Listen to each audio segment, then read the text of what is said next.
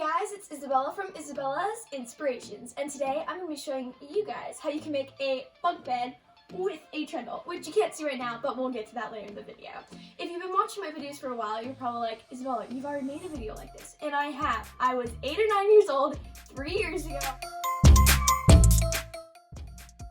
It was very long, and I decided to do a shorter, updated version today, so let's get started.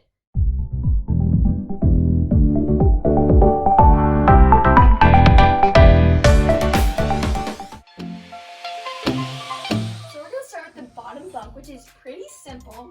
I always start by just kind of flinging this side over there so we can tuck that in later.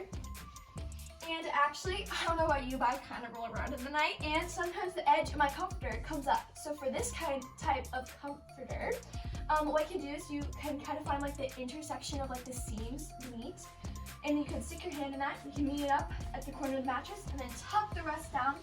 And repeat on like the other side if you really rolled around that night. And then you can just finish tucking the comforter in, this is probably the easiest bunk to make. And then you can just repeat that on the other side.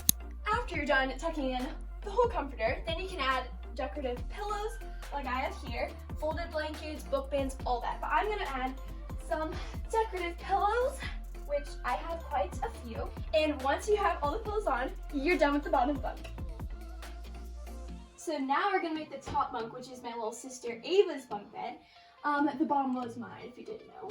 But anyways, so what we're gonna do for this is basically the same as the bottom, except it's a little harder because you have to tuck it in differently because of this barrier here, which we're very glad we have, because if we did it, my sister Ava would be if she rolled in the middle of the night, she would fall off, and that's not good. So for this one, if you're really tall like me, well, I'm not really tall, but for this bunk bed I am, you can stand here and kind of pull it under, and then kind of tug, so that it's straight, and then you can just tuck in from there. But if you're not tall like me, you can either stand, if your bunk bed has one of these, you can sit on the bed, you can stand from the ladder, whatever works for you. And then you can kind of, it's a workout making these beds. And then you can just repeat on the other side. And, and once you're done tucking in the mattress, not the mattress, the comforter, you can get some pillows, which in my part 1 3 years ago, I threw the pillows up. So I'm gonna throw the pillows up. Even though I'm so tall, I can just reach up there, but I just, in remembrance of the part 1, I just wanted to throw them up for fun. So now we're just gonna kind of put them on however you want, which I've actually never made this bunk with Ava's pillows, my little sister's pillow, so I don't know how she likes it. Hopefully that's good for her standards.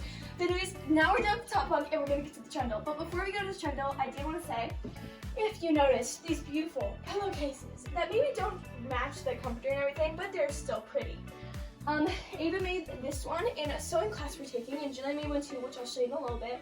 Mine you can't really see, but it's that, and they're so cute. So if you're wondering why they don't match, it's because we made them in a sewing class. But anyways, on to the trundle. Now for the long-awaited trundle. This is definitely the hardest part of making this 3-part bunk bed.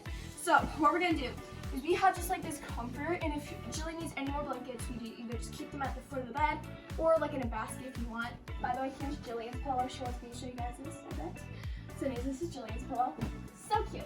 But anyways, so there's lots of different ways you can do this. You can either leave that unmade until you make this so that you can kind of like sit here and pull it and everything, or you can just like, if you don't really care, you can just like sit here and do it.